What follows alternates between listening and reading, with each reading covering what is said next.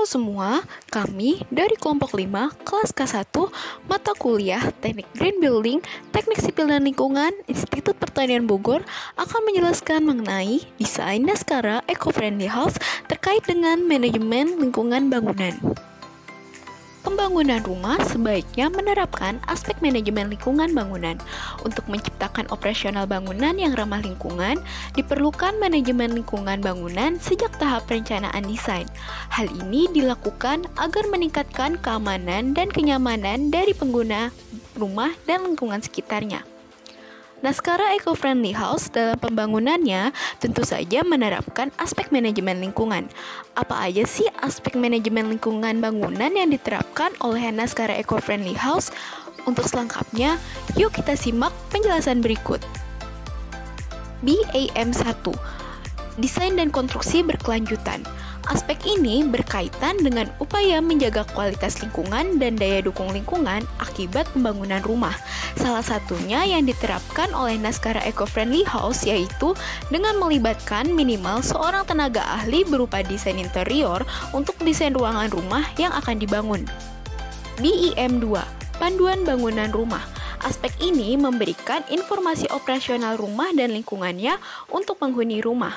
Aspek yang diterapkan oleh naskah eco-friendly house yaitu mengenai adanya dokumen as-built drawing dan spesifikasi teknis rumah yang digunakan sebagai dasar pembangunan rumah.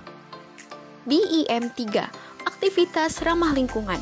Pada aspek ini, yaitu mengenai aktivitas ramah lingkungan digunakan untuk meningkatkan perilaku ramah lingkungan dan terciptanya suatu komunikasi yang dapat mendukung penerapan green home baik di dalam maupun luar lingkungan rumah.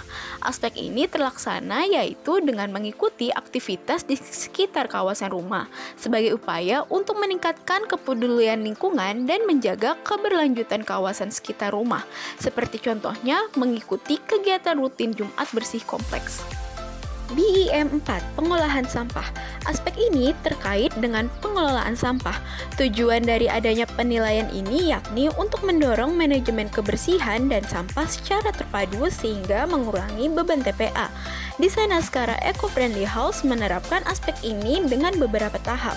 Yang pertama, desain naskah memiliki tempat sampah yang terpisah antara organik dan anorganik.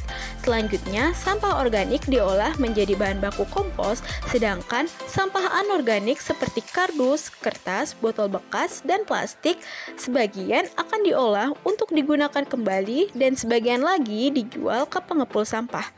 Sampah sisa yang tidak diolah dan dijual akan dibuang ke TPA. BIM5, Keamanan. Aspek ini bertujuan untuk meningkatkan keamanan dan kenyamanan penghuni rumah. Desain naskah eco-friendly house pastinya juga menerapkan aspek ini. Pada rumah yang didesain akan tersedia beberapa alat pemadam di beberapa bagian rumah seperti dapur, garasi, dan ruang keluarga. Kemudian pada rumah ini, seluruh kabel listrik yang ada akan dilindungi lapisan isolator untuk mengurangi kemungkinan penghuni rumah tersengat listrik. Kotak P3K juga akan tersedia di setiap bangunan rumah. Dan yang pasti, rumah ini akan dilengkapi oleh CCTV untuk meningkatkan keamanan. BIM6, Inovasi. Aspek ini terkait dengan inovasi untuk meningkatkan kreativitas demi meningkatnya kualitas lingkungan dan kualitas hidup penghuninya. Pada desain naskah eco-friendly house, aspek ini sudah pasti diterapkan, seperti misalnya terkait dengan penggunaan lapisan perkerasan di luar rumah.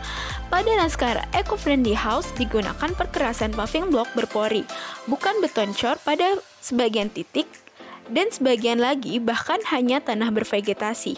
Hal ini dimaksudkan agar air yang jatuh masih dapat tetap menyerap ke dalam tanah sehingga mengurangi resiko terjadinya limpasan dan banjir di kawasan sekitar. BIM7, Desain Rumah Tumbuh. Aspek ini bertujuan untuk memfasilitasi peningkatan kualitas hidup penghuni tanpa mengurangi fungsi rumah terhadap lingkungan. Terkait penerapan aspek ini, pada desain naskah eco-friendly house dilakukan dengan perancangan pondasi yang kuat.